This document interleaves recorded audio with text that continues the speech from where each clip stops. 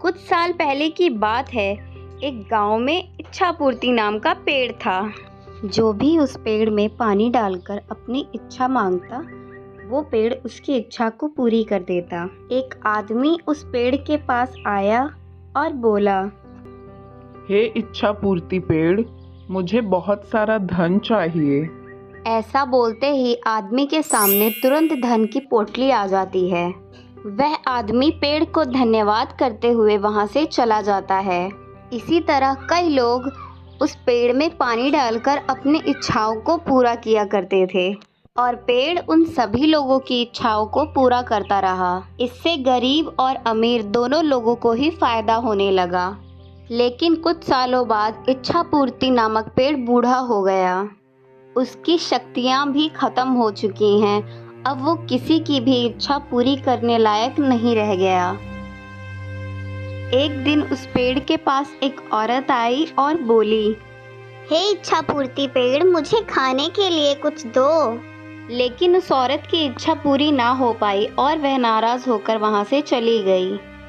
यह देखकर पेड़ को बहुत दुख हुआ और वह खुद से बोलने लगा, काश ऐसा कुछ हो जाता कि मुझे मेरी शक्तियाँ वापस मिल जाती। मुझे यह बिल्कुल अच्छा नहीं लगता कि लोग मेरे पास आकर और निराश होकर वापस चले जाते हैं, क्योंकि मैं उनकी मदद बिल्कुल नहीं कर पा रहा हूँ। हे भगवान, मुझे मेरी शक्तियाँ वापस लौटा दो ताकि मैं और लोगों की मदद कर सकूं। ऐसा बोलते ही इच्छा पूर्ति पेड़ भावुक होकर रोने लगता है। तभी वहां भगवान प्रकट हुए और बोले, क्या हुआ भक्त, तुम क्यों रो रहे हो?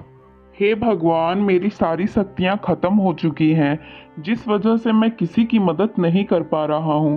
कृपया मुझे मेरी शक्तियाँ वापस लौटा दें ताकि मैं और लोगों की मदद कर सकूं।